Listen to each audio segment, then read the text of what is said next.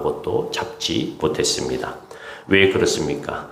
실력이 없어서가 아닙니다. 경험이 없어서도 아닙니다. 문제는 예수님의 말씀이 말씀 없이 움직였다는 데 있습니다. 자기 경험은 있지만 주님의 방향은, 주님께서 주신 그 사명은 놓치고 있었습니다. 열심은 있었지만 말씀의 인도하심은 붙들지 못하고 있었습니다. 그래서 밤새 수고했는데도 빈손으로 돌아옵니다. 우리의 삶도 그렇습니다. 주님 없이 바쁘게 살 수 있습니다. 주님 없이 열심히 살 수도 있습니다.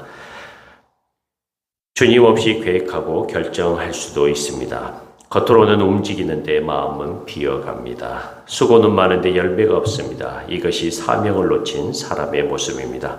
그런데 감사한 것은 예수님께서 그런 제자들을 외면하지 않으셨다는 것입니다.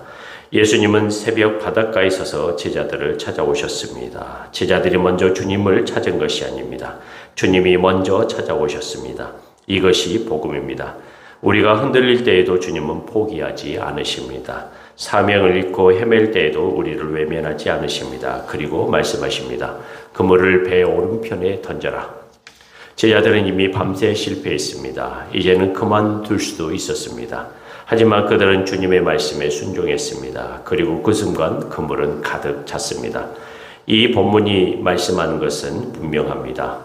예수님의 제자로 산다는 것은 내 경험만 믿고 사는 것이 아닙니다.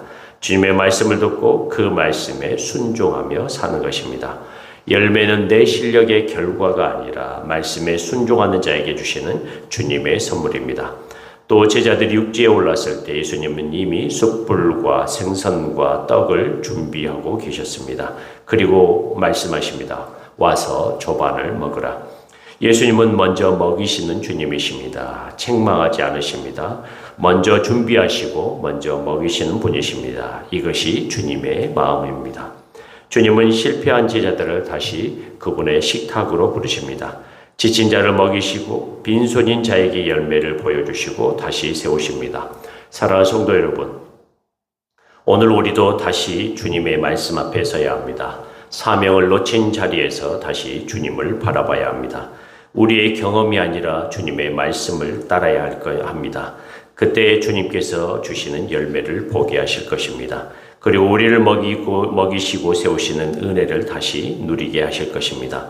사랑하는 성도 여러분, 사명을 잃고 헤매는 우리를 외면하지 않으시는 예수님은 말씀에 순종하는 자에게 열매를 주시고 다시 먹이시며 세우시는 분이심을 오늘 본문을 통해서 우리에게 말씀하고 계십니다.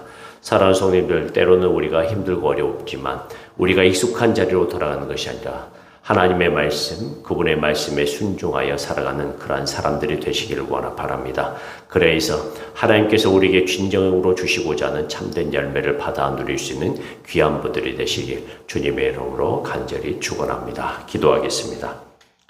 주님, 사명을 놓치고 익숙한 자리로 돌아가려는 우리를 불쌍히 여겨 주옵소서. 주님 없이 수고하는 삶이 아니라 말씀에 순종하는 삶을 살게 하여 주시옵소서. 우리의 빈손을 아시는 주님, 오늘도 먼저 찾아오시고 먹이시고 다시 세워 주시옵소서. 그래서 주님께서 우리에게 주시고자 하는 그 열매 풍성함을 거둘 수 있는 주의 백성들 되어줄 수 있도록 도와주시옵소서. 이 모든 것을 우리 주 예수 그리스도의 이름으로 간절히 기도합니다. 아멘.